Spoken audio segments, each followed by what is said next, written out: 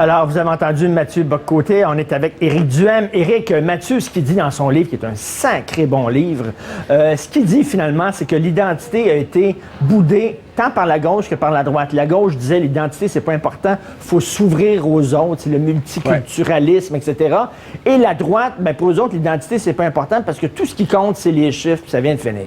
Ben moi, je suis pas d'accord, évidemment. Je m'inscris en faux contre ce que Mathieu Bock-Côté a écrit là-dessus. D'ailleurs, il apporte certaines nuances à un certain moment dans son livre, là, dans le dernier chapitre, parce qu'effectivement, c'est vrai qu'on est en train de transformer le débat d'un axe fédéraliste souverainiste à un axe gauche-droite, mais sur l'axe identitaire aussi, c'est en train d'être transformé.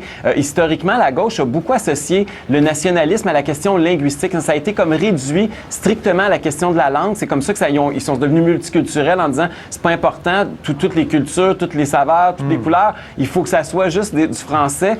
Je pense que la droite, la nuance qu'elle apporte, c'est de dire c'est peut-être moins l'aspect linguistique qui nous importe que nos espèces de valeurs occidentales, nos espèces de valeurs communes qui doivent nous unir, et on met un peu plus l'emphase là-dessus. D'ailleurs, le réseau Liberté Québec organise son événement le 18 mars prochain. On a invité Mathieu Bock-Côté, on a invité Salim Mansour, on a invité Marc Lebluy pour parler de cette question identitaire-là. Éric, c'est nouveau, ça. C'est nouveau auprès de la droite. Je lis les sites Internet, je connais Joanne Marcotte.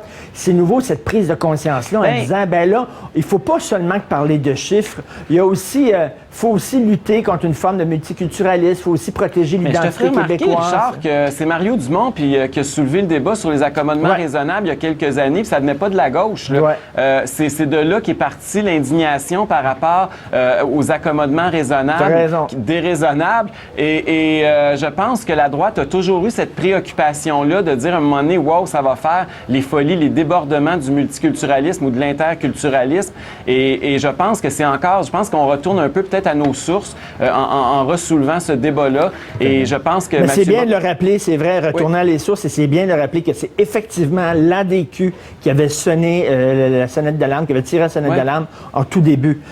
Éric, sur un autre sujet, on sait que tu prends toujours la défense des jeunes, que ce soit pour les frais de scolarité, tout ça. Là, hier, tu as entendu à cette même émission un propos qui t'a fait bondir. Oui, je pense qu'on a l'extrait. Peut-être qu'on peut l'écouter, puis tu vas comprendre pourquoi. On va écouter ça. Ça va dans l'ordre des choses, puis c'est biologique aussi, parce que, vous savez, la partie du cerveau qui est en avant, là, les lobes frontaux, là, c'est la partie qui se développe en dernier, et c'est là qu'on trouve le jugement, la planification, la prise de décision. Or, les jeunes, là, de 18, 19, 20 ans, 22 ans, cette partie du cerveau-là est pas totalement développée. Tabarnouche. Ça, là, il parle de ça, là, il dit que les jeunes n'ont pas le cerveau assez développé pour qu'on justifie pourquoi qu'ils puissent conduire ou pour qu'ils puissent boire de l'alcool puis avoir le 0.05 puisse s'appliquer à eux aussi ou le 0.08. Écoute, là, c'est de la folie furieuse. Je m'excuse, mais Jean-Marie Deconinck, il dérape, mais pas à peu près. Il l'a échappé encore une fois hier. Puis c'est pas un accident, là, je l'ai entendu répéter la même maudite connerie à la radio un peu plus tard dans la journée. Écoute, mais c'est pas vrai, ça, c'est pas une vérité scientifique. Bien, c'est parce que une vérité scientifique, là, Richard, c'est qu'à partir de 45 ans, notre cerveau arrête de se développer puis commence à être décliné. Est-ce que ça veut dire que rendus à 64 comme lui, ils sont un petit peu mollassons puis séniles, c'est barres, faudrait leur enlever le permis de conduire, le droit de vote, le droit de baiser, le droit...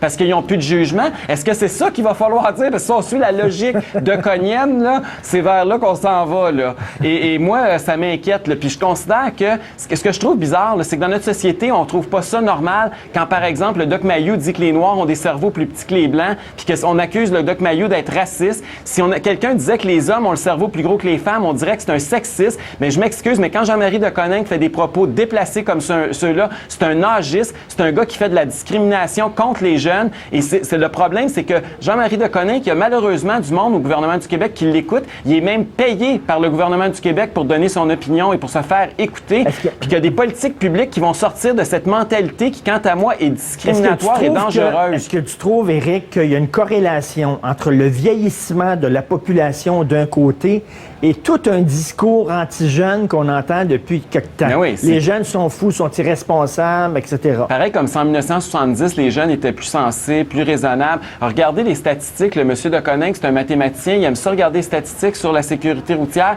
qui regarde le nombre d'accidents routiers qu'il y avait dans les années 60, 70, 80 des jeunes, combien qu'il y en avait qui étaient morts sur les routes, puis qui viennent me comparer ça aujourd'hui. Il va nous dire à ce moment-là que les jeunes ont beaucoup plus de jugement, sont beaucoup plus sécuritaires, beaucoup plus prudents. Parce que les statistiques se sont améliorées de façon phénoménale chez la conduite des jeunes automobilistes. Puis avant de nous proposer d'autres mesures là, pour encore restreindre la liberté des jeunes, il faudrait peut-être qu'ils s'ouvrent l'esprit un petit peu. Là. On sait que la droite, vous êtes contre les programmes mur à mur, ce qu'on appelle les programmes universels. Quand on dit qu'il n'y a pas un maudit jeune en bas de 21 ans qui a le droit de prendre ne serait-ce qu'une goutte de vin avant de conduire parce qu'il y a quelques tapons qui ont été responsables, est-ce que toi, ça te fait hurler? Ben oui, ça me fait hurler. À ce moment-là, qu'on leur enlève le droit de vote, qu'on leur enlève le droit de se marier, parce qu'il y en a qui ont fait des gaffes, qui se sont mariés, que c'était pas le bon mariage, ils ont divorcé quelques années après, on vote, on leur donne le droit de vote. S'ils n'ont pas de jugement, là, je m'excuse, mais tu les fais pas voter puis gérer ton argent puis ton portefeuille puis tes infrastructures publiques. Dans notre société, là, on est des adultes. Mais si tu es un adulte, tu as le droit à part entière de te développer comme adulte dans la société, puis tu es un individu égal à Jean-Marie Deconinck ou à n'importe qui d'autre. Et je trouve ça totalement discriminatoire. Si on n'accepte pas la discrimination faite contre les femmes, contre les minorités visibles, faut pas accepter celle faite contre les jeunes. Puis malheureusement, Jean-Marie Deconinck, quant à moi, il est discriminatoire dans ses propos. Éric, tu viens de te faire plein d'amis chez les jeunes qui nous écoutent. Plein d'ennemis chez les pros Deconinck. Merci beaucoup, Éric. Merci, bonne journée. On se voit demain, toujours dans ces environs-là, vers 10h30.